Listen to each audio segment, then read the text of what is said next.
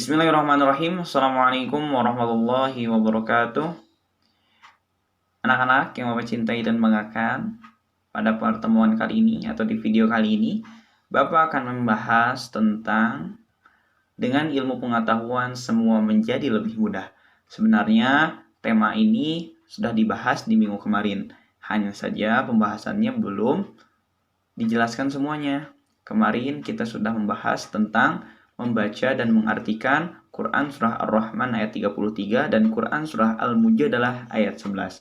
Nah, pada video kali ini Bapak akan menjelaskan tentang hukum Al-Syamsiyah dan Al-Qamariyah, memahami serta mengamalkan Quran Surah Ar-Rahman ayat 33 dan Quran Surah Al-Mujadalah ayat 11. Maka dari itu, anak-anak, kalian simak video ini. Jangan lupa like, comment, share, dan subscribe.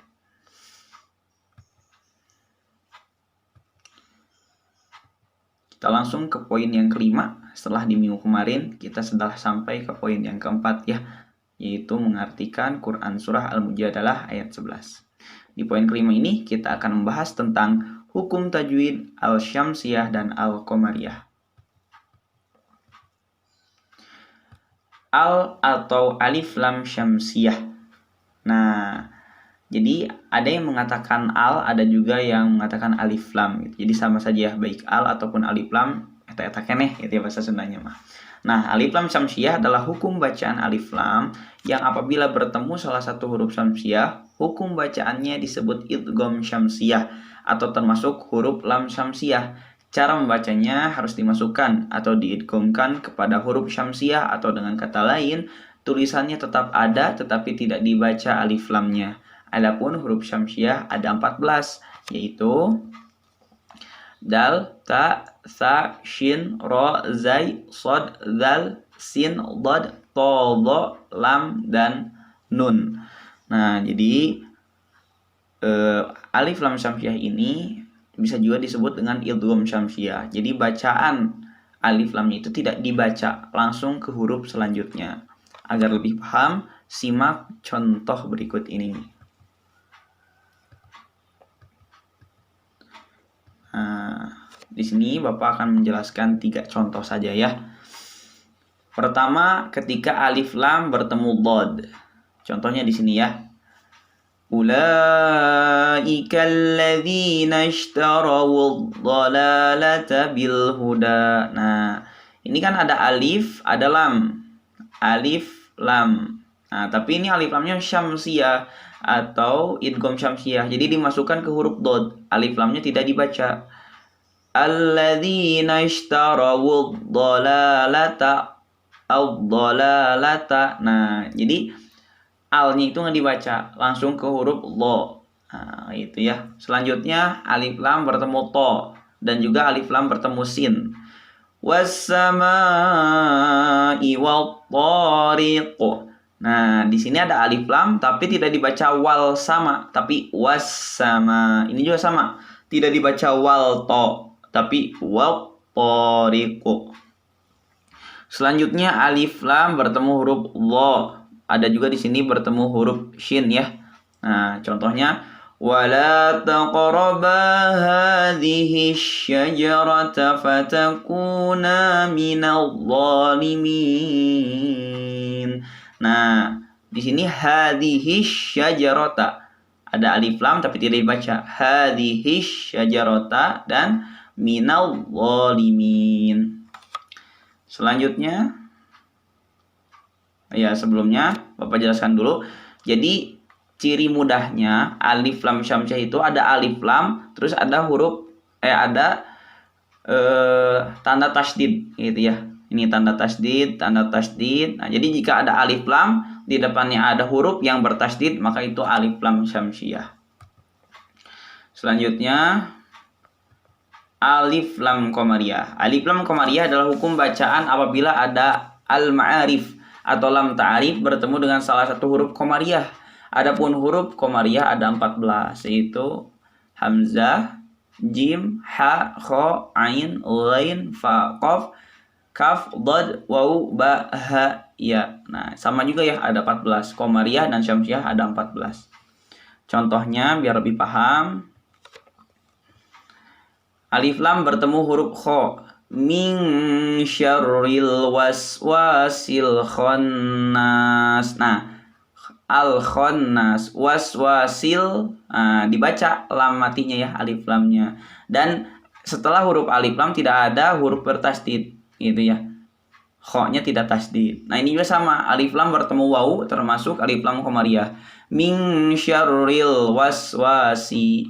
Begitu juga dan alif lam bertemu ain, wal adiyati dhabha.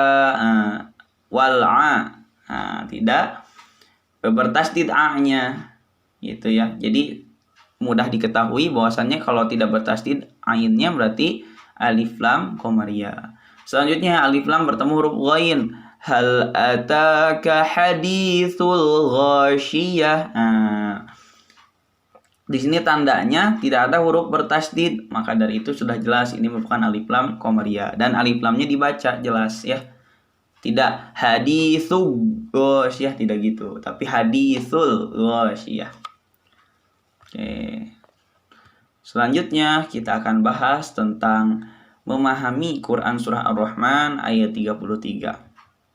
Diartikan saja tidak cukup, jadi perlu dipahami ya bacaan Al-Quran itu. Salah satunya ini Quran Surah Ar-Rahman ayat 33. Nah, jadi bahwasannya dalam Quran Surah Ar-Rahman ini menjelaskan tentang pentingnya ilmu pengetahuan bagi kehidupan umat manusia. Karena kan disebutkan ya masyarul jinni nistata'tum ang tanfudu min aqtaris samawati wal ardi fanfudu la tanfuduna illa bisultan. Jadi kita semua tidak akan bisa mengetahui alam semesta ini, kita tidak akan bisa menembus langit, tidak akan bisa pergi ke bulan kecuali dengan sultan.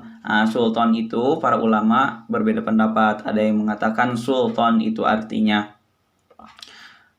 ilmu, dan ada yang mengatakan sultan itu adalah kekuasaan Allah Subhanahu wa taala.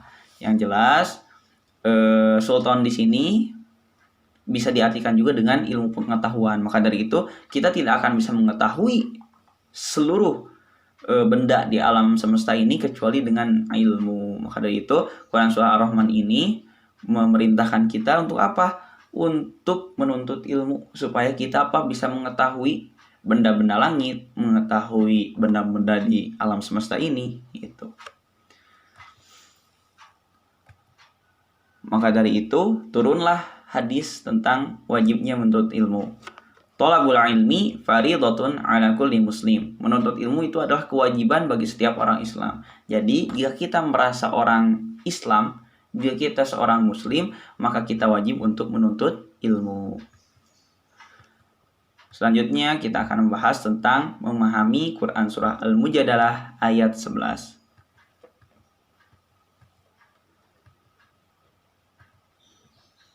Quran Surah Al-Mujadalah ayat 11 ini menjelaskan tentang keutamaan orang-orang yang beriman dan berilmu pengetahuan. Disebutkan ya ayyuhalladzina amanu idza qila lakum tafassahu fil majalis, dan selanjutnya hingga disebutkan yarfa'illahu alladzina amanu minkum walladzina utul ilma darajat.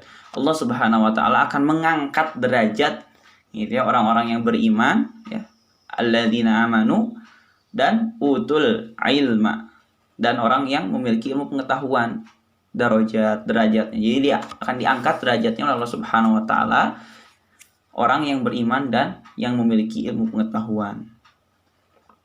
Nah, sehingga dengan diangkatnya derajat, orang tersebut akan dihormati oleh orang-orang, akan diberikan kepercayaan untuk mengelola apa saja yang terjadi dalam kehidupan ini.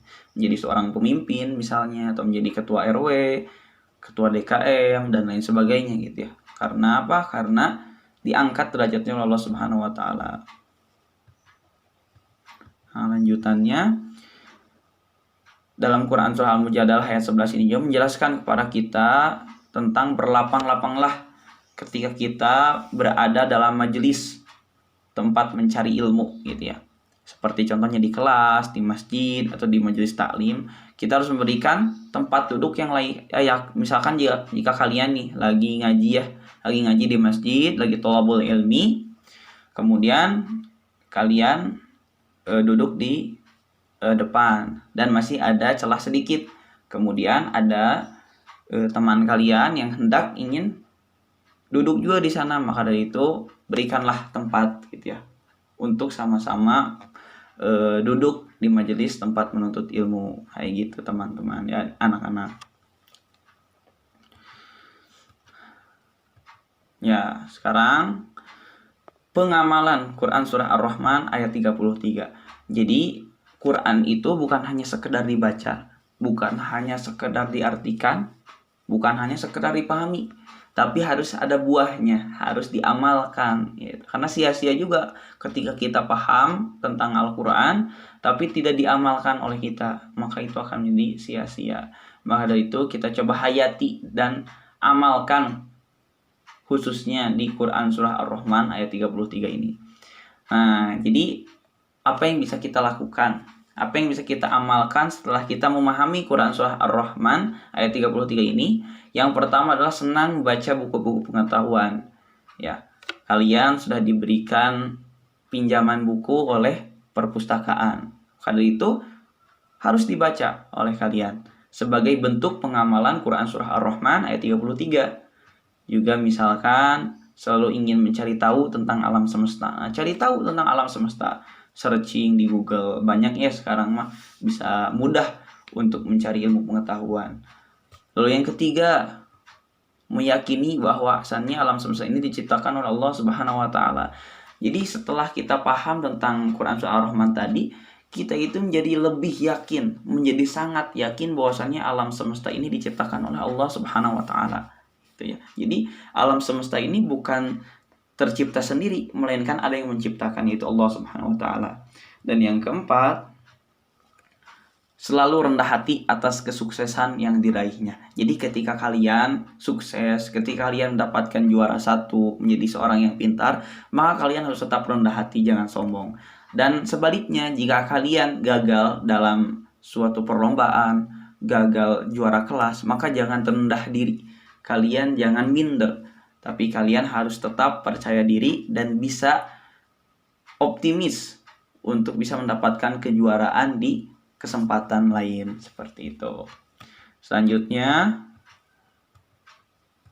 kita bahas tentang pengamalan Quran surah Al-Mujadalah ayat 11. Nah, kalau tadi kita sudah menghayati dan mengamalkan Quran surah Ar-Rahman ayat 33, sekarang apa bentuk pengamalan dari Quran surah Al-Mujadalah ayat 11? Yang pertama, memiliki rasa ingin tahu yang tinggi.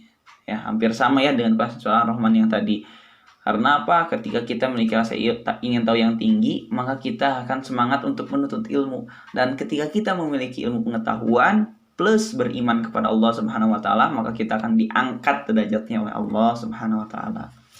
Yang kedua, bersikap sopan saat belajar dan selalu menghargai dan menghormati guru ya. Tafassahu fil majalis. Berlapang-lapanglah kalian dalam bermajlis gitu ya. Bukan hanya kepada teman saja menghargainya itu, tapi kepada guru harus hormat dan taat, seperti itu.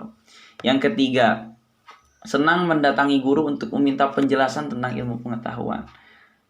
Hampiri guru gitu ya, datangi guru. Itu untuk apa? Untuk minta penjelasan tentang ilmu pengetahuan.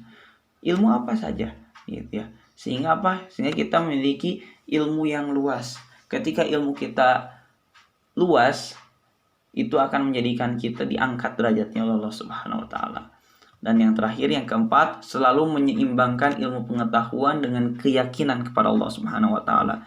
Jangan sampai ketika kalian terus menuntut ilmu hingga melupakan keyakinannya kepada Allah Subhanahu wa taala. Padahal yang menciptakan ilmu, yang mengadakan ilmu, itu, yang menurunkan ilmu itu adalah Allah Subhanahu wa taala. Allah Subhanahu wa taala menurunkan ilmu melalui para utusannya, melalui para nabi dan rasul yang 25 itu.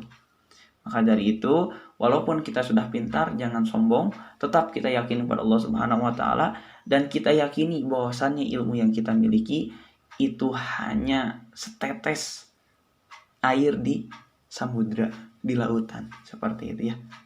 Nah, mungkin itu saja untuk video kali ini. Terima kasih atas perhatiannya. Sekali lagi jangan lupa untuk like, comment, dan subscribe. Semoga kalian bisa memahami apa yang Bapak jelaskan di video kali ini. Assalamualaikum warahmatullahi wabarakatuh.